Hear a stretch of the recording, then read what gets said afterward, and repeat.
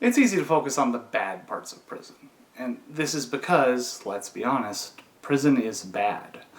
But there are some good things. There are some programs that are set up to make prison life more livable for the inmates that have to live there.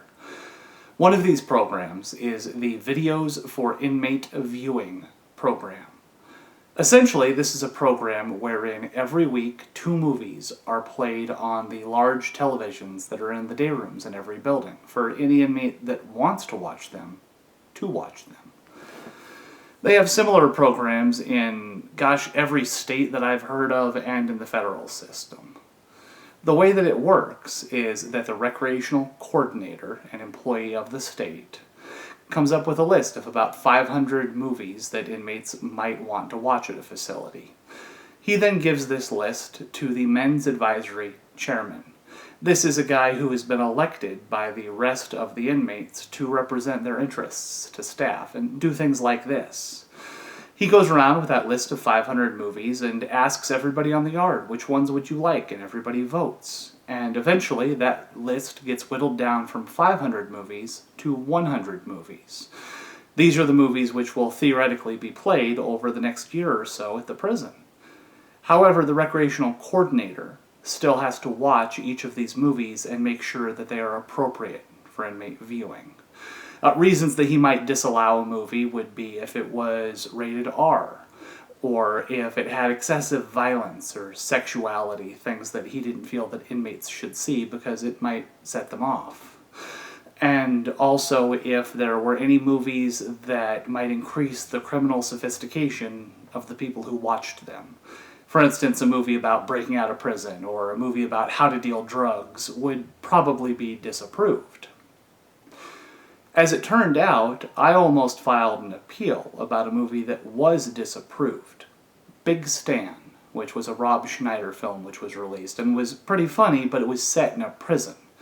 The recreational coordinator felt that it was too prison-y, I guess is the term that we would use.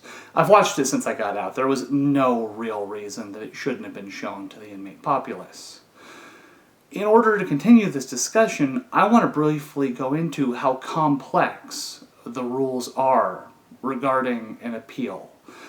If you want to file an appeal, you have to cite the law that you are appealing, in this case, that a movie had been disallowed and why.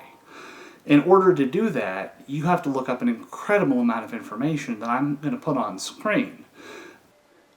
Title 15, Crime Prevention and Corrections. Division 3, Adult Institutions, Programs, and Parole. Chapter 1, Rules and Regulations of Adult Operations and Programs. Subchapter 3, Inmate Activities. Article 2, Recreational and Physical Education Programs. Ref St. Anos. 15 CCR, Section 3220.4, Movies or Videos for Inmate Viewing. Subsection A, only movies or videos approved by the institution, head or his or her designee, reviewer, may be scheduled for viewing by inmates. I want to be clear, this isn't a bad rule. I wasn't against it. Of course, whenever a film that I wanted to watch was banned, I wished that I could have watched it. But the idea that you shouldn't show inmates films filled with violence and criminality and even tricks on how to get away with crimes, well, that makes sense. And I was certainly willing to sacrifice whatever movie I wanted to watch to make the public at large even, just that tiny bit safer. The end result was that a lot of the movies that we got on the movie channel were Disney films for children, and I didn't give that a lot of thought until one day whenever I noticed something pretty awful, and I'm just going to tell that story. You see, about a year later, we got the new Pirates of the Caribbean film. I think it was the second one. And I was going to watch it. I wasn't alone. There were about 50 people in the building of 200 people that all filed out to watch this movie when they played it in the day room. Some guys brought folded up blankets to sit on because the benches can get uncomfortable. Others brought snacks. There were even 2 guys in back sharing a cup of pruno that they had cooked up. And we watched the movie. It was a fine movie. Jack Sparrow saved the day, or the girl or the world or whatever he saved, and they rolled the credits. Everybody else started getting up, but I decided to hang out to see what the next movie would be. The recreational coordinator generally played them immediately, one after the other, once the credits were done rolling. As I was sitting there, I noticed that the vibe in the area was rapidly changing. All of the regs, the guys that I was used to associating with, were leaving, and the creep brigade was rolling in. It was like 20 or 30 of the skeeziest, creepiest, sex offender-iest guys you've ever met. The guys that I had made a mental note to never talk to because they seemed like they were in on weird stuff. It was like somebody had blown an imaginary whistle that only pedophiles and rapists could hear, and they were all coming running for their weekly meeting. I got the hell out of there. I didn't want to be around these people anyway, but I certainly didn't want to be the only reg amongst 30 of these guys. But before I left, I went up to the TV and looked at the flyer to see what film was playing that had these guys so worked up.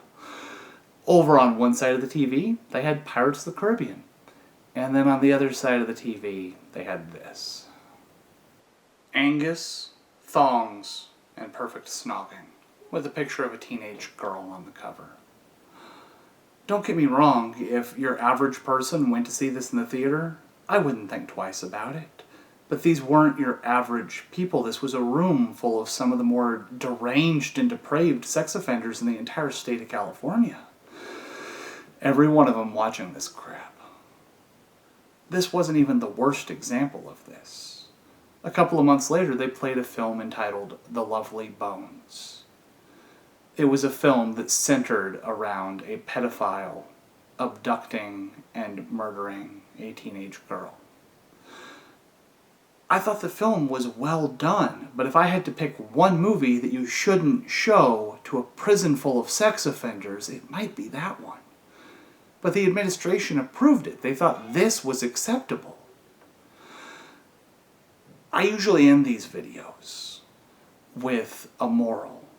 I like to think that maybe the 17 years I spent in prison wasn't for nothing, that I learned some things and that I'm sharing them with my audience. It makes it worthwhile.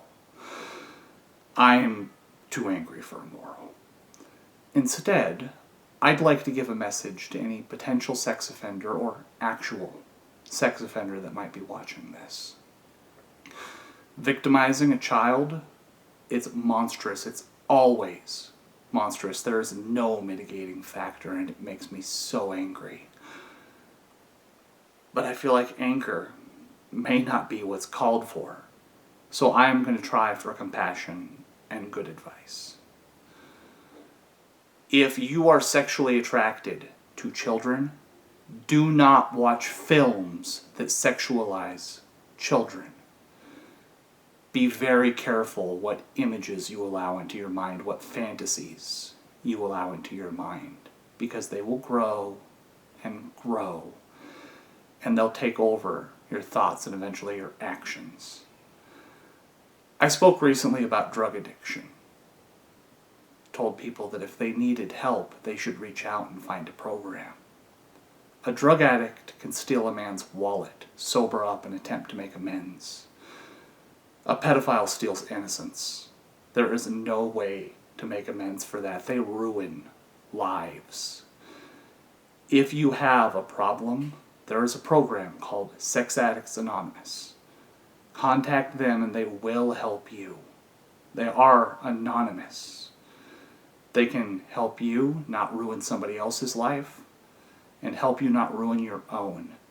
Because if you don't find help, you will go to prison. You will be caught and be put into a small concrete box with another man locked away from everything you love.